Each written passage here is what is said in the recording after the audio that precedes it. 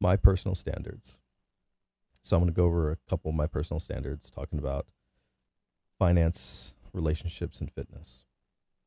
I believe everyone should make their own, and you need to figure out what that is for yourself.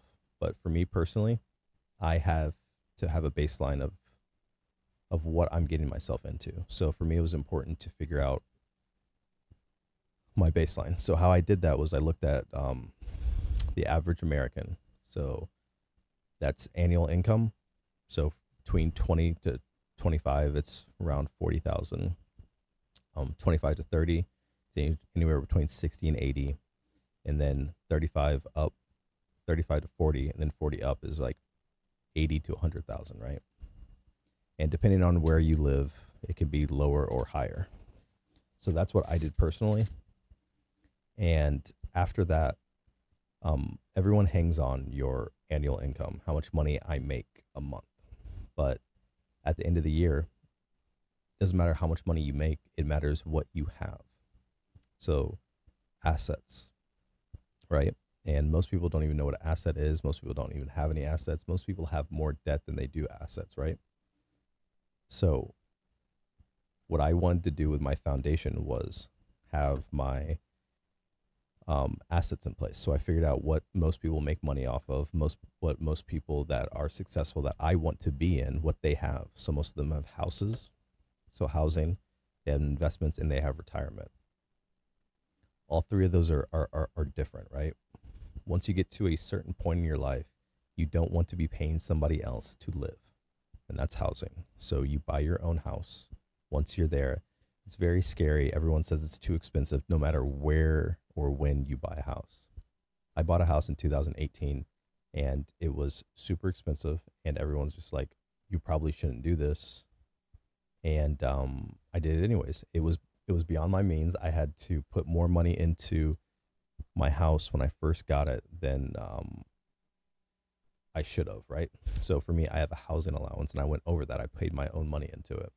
That's a whole nother thing, but don't be afraid to pay more money into it because it's an investment, right? Sooner or later, hopefully, the interest rate will go down. They're already talking about it right now, right? So when I first got my house, my interest rate was 3.7.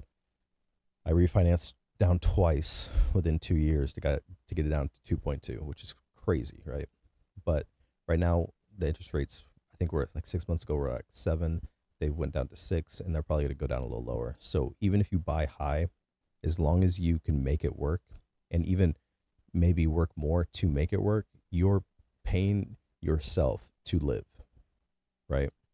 So living in a house for 10 years, you will pay yourself back. And that's like the biggest investment, the biggest investment that most people have, right? The next one would be your retirement. You should definitely put into retirement, even if it's just a little bit, and figure out what that number is to get what you need when you're 60. And there's simple calculators that you can do to figure that out. And after you have 3 times your annual income in investments, you should be pretty solid financially. It's a good way to start off. So that's not the end, but it's a good foundation to have because most people don't have it. It doesn't have to be split up equally. It can be divided between the three, for at least myself, but you will get to a point where you surpass that fast. Investing is something, it's a snowball effect. Once you start doing it, it just keeps on multiplying, and you will be super surprised once you're in it for 5 or 10 years. So, talked about retirements, investments, and housing. So instead of thinking like most people do, just an annual income, it's like, why am I doing what I'm doing? So there are a lot of people work and they get a pension at the end, right? So that shouldn't be just considered, hey, I'm working and I get this annually. If you get paid for your pension like 2 grand or 3 grand, that's basically a big lump sum that you will draw dividends from as soon as you stop working. So you're working towards that. It's not just your annual income, and it's something that you need to start tracking and mapping out because that's only one. So that's passively through your work. If you have a pension, that's one. The second one is your retirement that I talked about. Once you should not pull your whole retirement out. At least I'm not going to. because it doesn't make any sense. Once it hits whatever that is, 2 million, 1 million, I can keep that same amount in. And once I can pull it out, I'll pull out monthly from what I get yearly. I know that sounds like a whole lot, but to make it easy, say if it's $2 million and I get like 600,000 or what, 72,000, and I can pull $12,000 like a month, whatever that number is, you will get that monthly. So that's a second passive income. So you have your pension, your retirement that you get to pull from, and say you buy a house like I was talking about. By the time you're ready to retire, you should have like 2 or 3. So that's one rental property at least that comes in. So that's your third one. And then your fourth one would be your investments. Once you're young, you can invest into things that are big growth companies. Once you get older, you start to get more diversified, you get safer, and then you start pulling more dividends. So that's 4 passive incomes that you will be able to pull out once you're retired, or once you're done with your main job and you want to go into something that you actually love, a passion, something that you want to do, that you can do, and that's freedom. At least for me, that's how I look at it. I will have the freedom that I want because I'll have money coming in from doing the job that I'm doing right now, that I'm going to do for 20 years, 30 years, whatever that is, my main job, my main source of income. If you want to keep on doing that, awesome, great. You want to cut back hours? Cool. Then you can pull from those other investments. So you're not just working for your annual income, you're thinking about the future and tracking that out. It's something that you can start right now, even if you don't have anything. Like I said before, most people have more debt than they do income. So 20 to 50 or 20 to 25, most people have $2,000, and then every 5 years they gain at least $2,000. So by the time they're 40, most people retire 40, 50, they have $10,000 in debt and no assets. And that's the average American, which is crazy to think about, right? So that's how I start the foundation for my standard of financial freedom for myself. Next, talking about relationships. It's really hard. It's really hard. Relationships is the one that's the murkiest, because it's so many different things come into play, right? I believe, and for myself, that you have to come first, right? If you don't have your head on straight, then the train does not stay on the tracks. So you have to make sure that your relationship that you have with yourself is straight. And what I mean with that is your self-confidence and knowing what you're doing in life. And if you don't have control of yourself and you can't make yourself, I don't want to say happy, but make yourself confident in what you're doing in life, then no relationship that you have will be a solid relationship. So that comes first. Next, you have to think about your family. If you have a girlfriend or a long-term girlfriend or a wife or kids, of course they come next. First, yourself, yes. Find a spouse that has the same morals that you have and is on the same track, because it doesn't matter how smart they are, how nice they are, how pretty they are. If you guys aren't on the same mindset, then it's not going to work out in the long term. So that's something that you have to figure out yourself. That's why the relationship one is very, very murky, right? You want to find somebody that you can have a life with. So, or if you don't want to, then that's a whole nother thing, which you don't have to start a family and all that. So that's family with your wife or kids, right? Take care of your kids. You raise them the way that you want them to grow up. Very simple. I think people look into it way more than they should. All these guys that are, oh, I do everything for my kids and I don't do anything for myself. It doesn't work out. It doesn't, like, you could do the most and you could give your kids the world, and guess what? It's still a dice roll, man. You never know what you're going to get. So people that put everything into somebody else they're just hoping. You are just wishing and hoping for the best. which you should do, but you also you should be the standard. At least that's what I want to be. I want to be the standard for my family.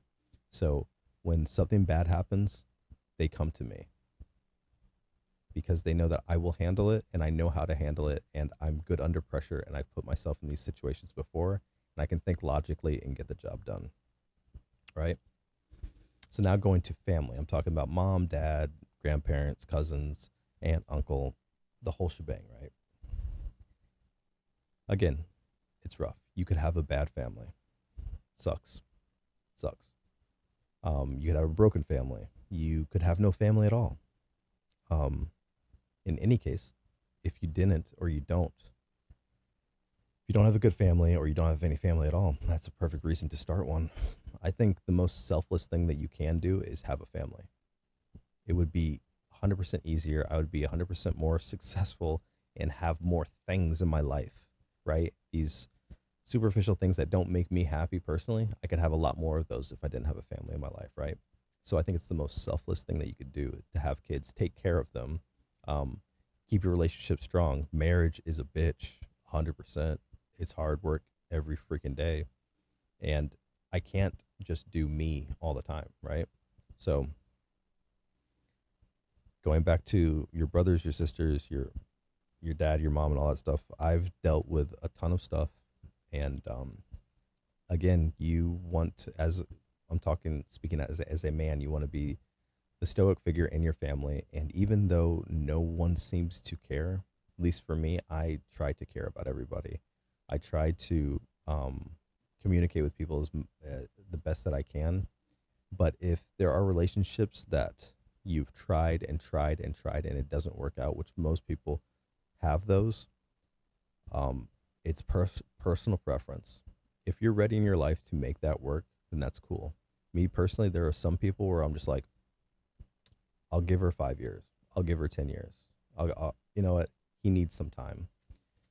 Um, I, I'm going to call cope on myself because personally, I'm not ready for some of those relationships. And there are some people that were the closest people to me that I just had to step away from. And that's really hard to do, especially for me. I got this big savior thing where I want to keep my family together and I love my family and I want to be there for everybody. I give everybody the benefit of the doubt. I'm a very trusting person, believe it or not. And I just hope people will become better because I know for myself, it took me a long time to be in a good place with everything in my life. Hasn't been easy for me. Nothing has been easy for me. So I try to give everybody that same grace. Sometimes it gets thrown back in my face, and that's my personal thing that I deal with, right? So I wouldn't say push it, but once you're ready to start being that figure in your family, if you want to be that figure in your family, if you just want to go out and do your thing, go out and do your thing, right? But just remember that you have to make sure that you are good. And that is my main thing. Make sure that you are solid.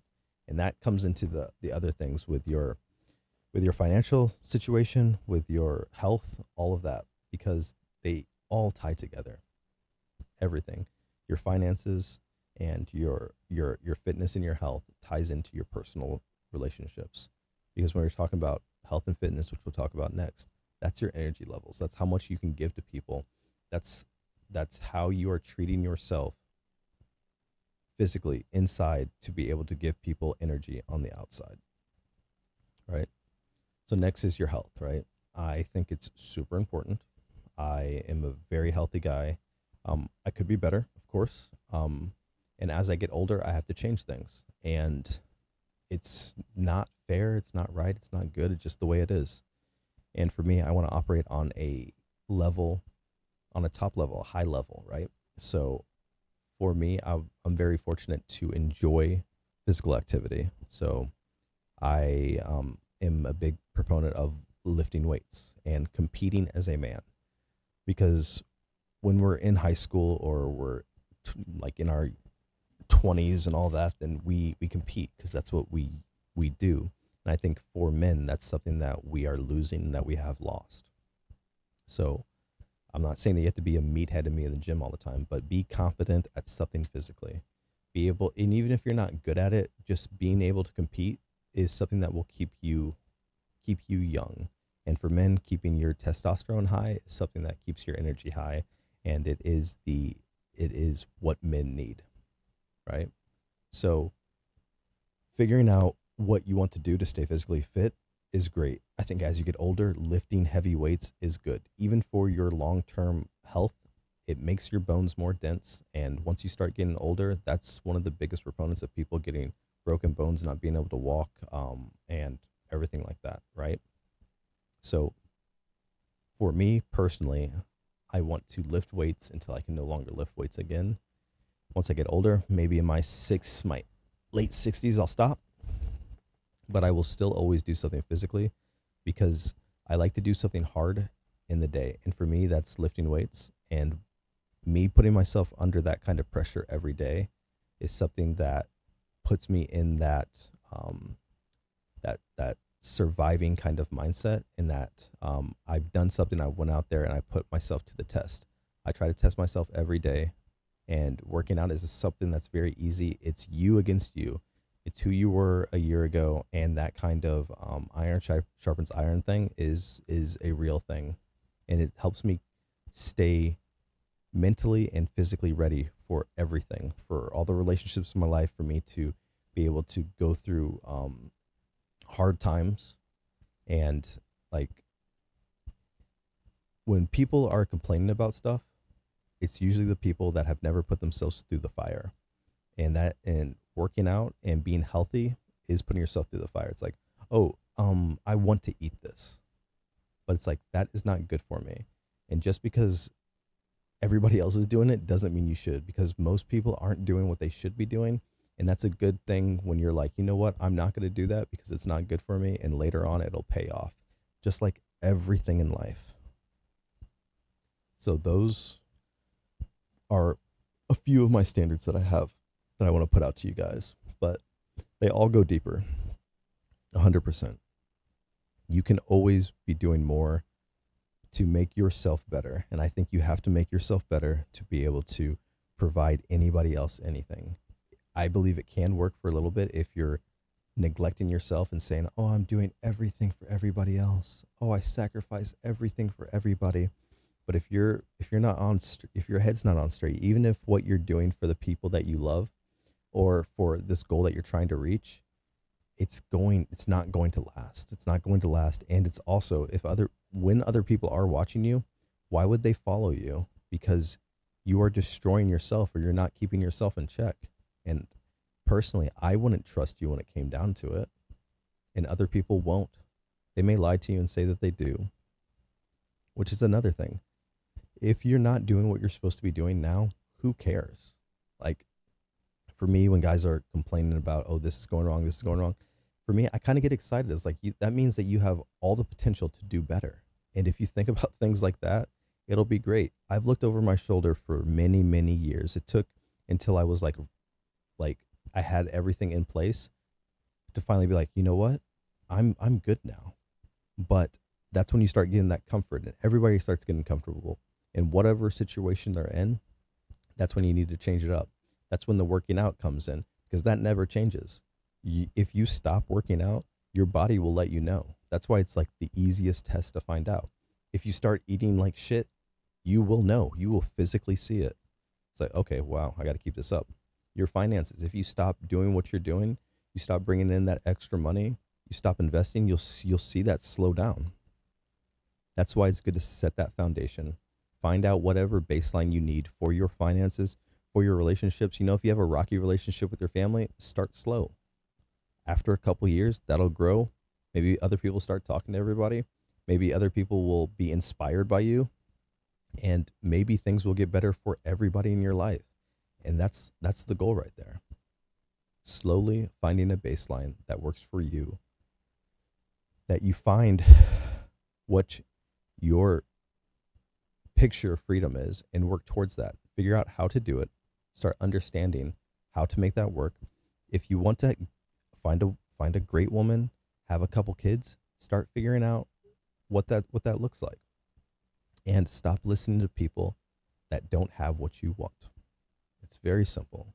And it's something very hard that it took me a long time to understand that there were these guys I'm like, oh yeah, they say do this, but they're not doing that. And it doesn't work out for them. They're 10 years older than me and their lives suck. It's like, you know what? Maybe they don't know what's going on. Maybe I need to figure out some other people that do. And then find the good, take what you want from it, mold your own baseline, and figure out your own future.